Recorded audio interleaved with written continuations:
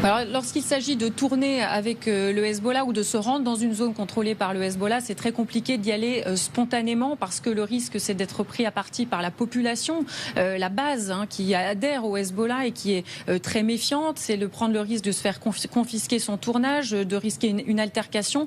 Donc la plupart du temps, nous, on a demandé une autorisation. Mais la contrepartie, c'est qu'il faut suivre un certain nombre de règles. On est allé tourner, par exemple, à Tyr, tout au sud de Beyrouth. C'est la dernière ville qui est accessible avant ensuite de descendre plus au sud en direction des combats. Et là, eh bien, on a été accompagné en permanence par un officier de presse du Hezbollah. On a participé à un tour presse avec plusieurs journalistes sur une distribution d'aide alimentaire. Et là, on s'est bien rendu compte que les personnes qu'on nous présente, les personnes qui s'adressent à nous sont présélectionnées en quelque sorte. On peut difficilement s'adresser aux gens sans qu'il y ait un filtre, sans qu'il y ait un officier de presse juste à côté. Donc forcément, ça biaise les témoignages qu'on peut recueillir. Ce qu'on comprend, c'est que le Hezbollah veut communiquer, mais il veut maîtriser le message. Et puis on comprend aussi qu'il y a beaucoup de nervosité dans cette organisation, surtout quelques semaines après cette opération israélienne des beepers qui a créé beaucoup. Le terme qui revient, c'est la paranoïa chez les membres du Hezbollah. Beaucoup de suspicions, donc le risque aussi d'être pris pour un espion, ce qui complique forcément notre travail sur le terrain. Merci en tout cas Hélène Bonnet d'avoir été avec nous ce soir. Beaucoup. Merci également à Gabriel Aurillon qui vous accompagne. Sophia Amara, on le disait là à l'instant, un quart d'un pays qui est sous ordre d'évacuation. Parce que ces gens sont donc appelés à évacuer, mais personne ne leur dit quand ils peuvent revenir et s'ils peuvent revenir. Du coup, ça fait des déplacements de population immenses. D'abord, il n'est pas systématique que l'armée israélienne donne l'information. Pourquoi ? Parce que quand elle vise un haut responsable comme du Hezbollah... Hélène Bonnet vient de nous le dire, oui. Ça n'arrive pas tout le temps. Oui, parce que quand vous visez un haut responsable du Hezbollah, comme Hassan Nasrallah... Il faut qu'il y ait un effet de surprise. Il faut évidemment... Combien il y a de personnes qui sont mortes dans les immeubles qui se sont effondrés sur Hassan Nasrallah ? On parle de peut-être 100, 200, on n'a pas encore les chiffres. Hier, l'homme qui a été visé hier est un homme extrêmement important. C'est le ministre de la Défense, entre guillemets, du Hezbollah, qui était en charge de collaborer avec l'armée libanaise et en fait qui tient l'armée libanaise et l'État libanais, ce qu'il reste d'État libanais, par la gorge. C'était un homme extrêmement important. De le liquider, ça aurait été un coup extraordinaire d'Israéliens. On ne sait pas si ça a été fait, mais pour ce faire, il a fallu ne pas prévenir les civils. Vous avez eu 12 civils, dont des petits-enfants, qui sont morts. Alors après, c'est un arbitrage. Oui, mais alors Michel Goya, comment fait-on, comment Israël peut-elle faire pour protéger justement les civils qui refuseraient d'évacuer ou qui sont tout simplement dans l'incapacité de le faire ? Elle ne les protège pas. Comment une armée peut-elle faire ? Non, mais... Et si un civil n'évacue pas, peut-il être considéré comme un combattant ?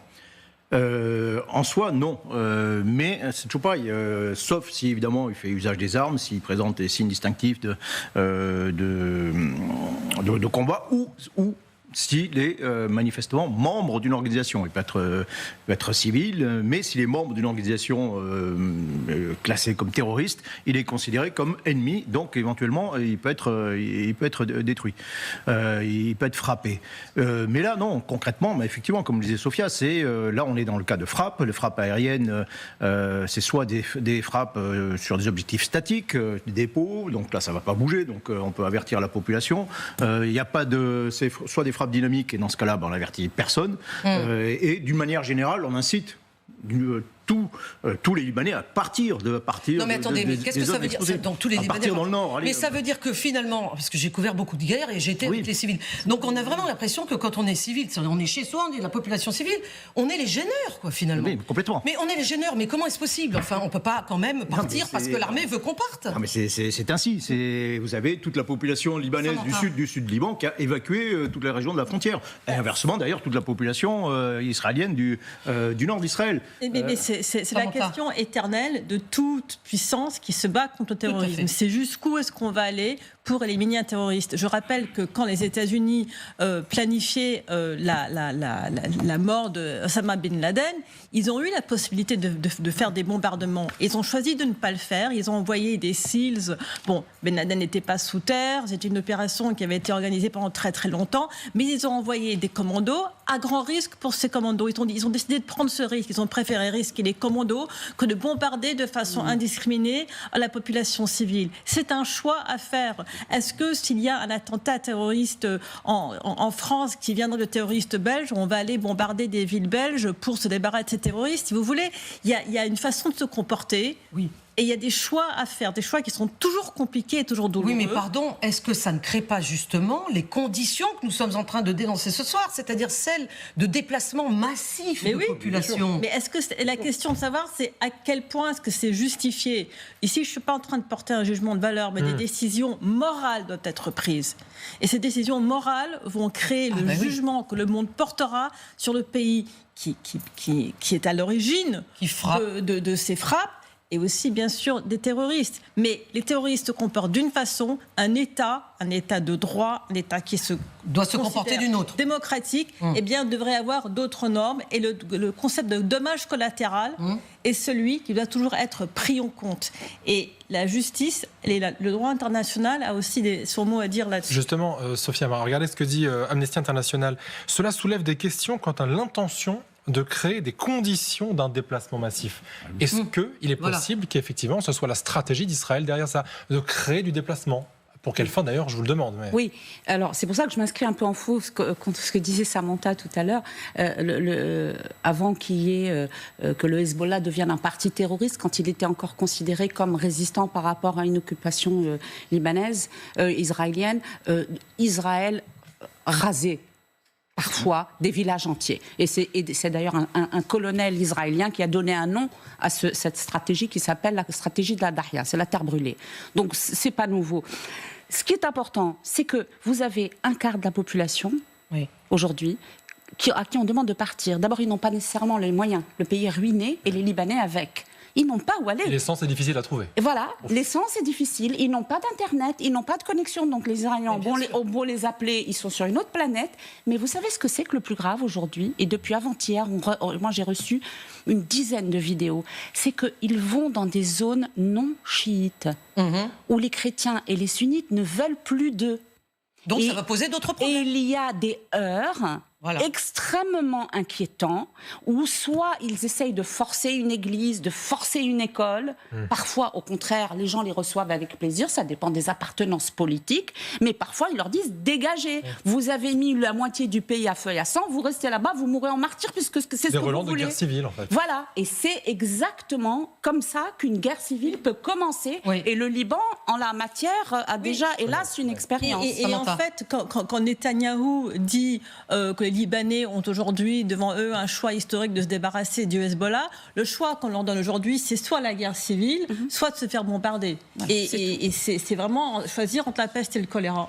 C'est exactement ça. Non mais voilà, quand il dit ça, c'est-à-dire qu'il revient toujours aussi à cette idée, soit la population civile est considérée comme une gêne, mais qu'on essaie éventuellement de préserver au maximum, soit en réalité on fait pression directement sur elle.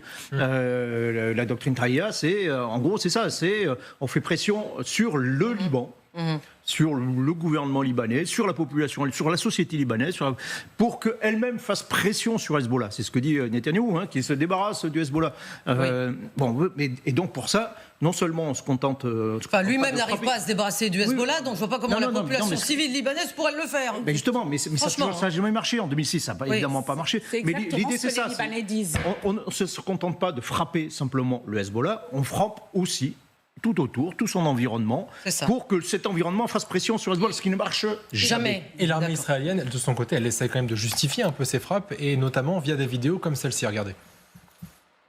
Je voudrais vous montrer une maison libanaise, une maison d'un village chiite, proche de notre frontière. Chaque maison est une base terroriste. Je voulais que vous voyiez de vos propres yeux ce que nous avons trouvé ici aujourd'hui. Il s'agit d'un raid de nos forces sur ce village.